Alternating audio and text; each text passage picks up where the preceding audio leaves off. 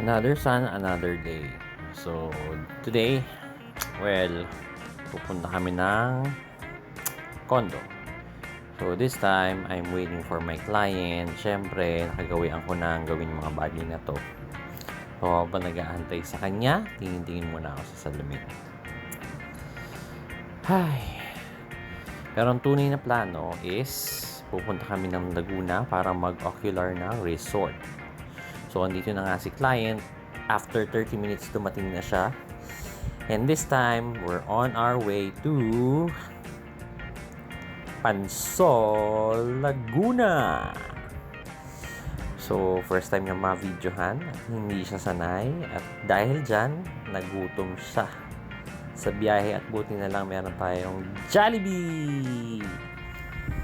So, alam natin, lahat na siya ang sagot tuwing tayo nagugutom sa kalsada. At ayan na nga siya, kumakain na siya at yan ang kanyang kaligayahan.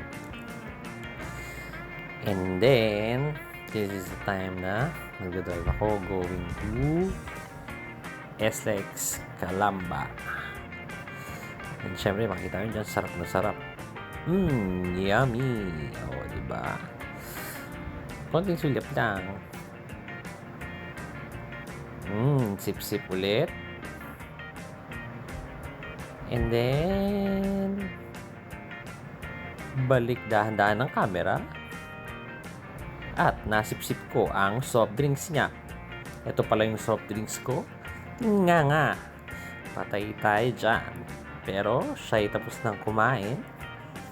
At dire-diretso lang aking pagmamaneho habang meron kaming nasa lubong. O hindi naman nasa lubong at nakasabay at medyo iniwasan namin dahil ang kanyang gulong ay nasusunog at takot na takot yung aking partner dahil wag daw namin dikitan.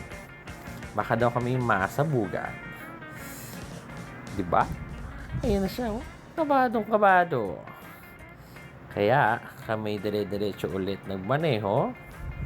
Ayun na nga at nadaanan namin, tumigil ang bus nang nasiraan siya.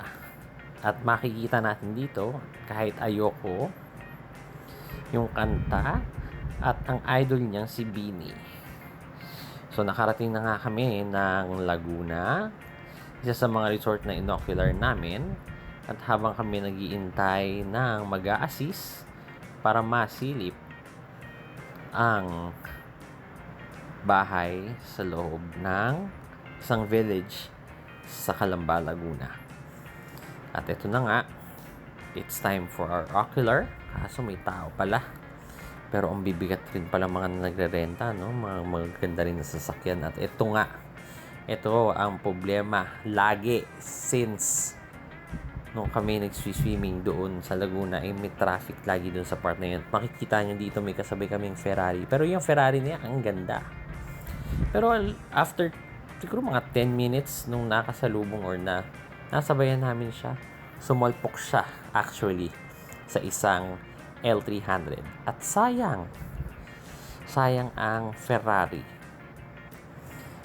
And then kung makikita mo, ayan na naman po siya, nanunood ng sayaw nila Beanie actually, nila Beanie. Diba? Beanie girl, Beanie fan yan eh. Si Esme, yung aking partner. O, di ba? May pagganun pa.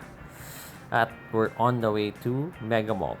Dahil nabalitaan namin na merong Toy Kingdom that is going on sale for 70% off. So, sa oras na to, nag-antay kami for about like 30 to 45 minutes. Makikita nyo yung pila doon, grabe ang haba. Sobra. Siyempre, kailangan namin tumingin ng mga toys for actually our 3-year-old son, which is our youngest. Pero makikita mo, haba rin ng pila dun sa may cashier. Sobra. So, sobrang pagod. Kumain na lang kami sa isang restaurant sa Mega Mall. And yun na nga ang katapusan. Goodbye!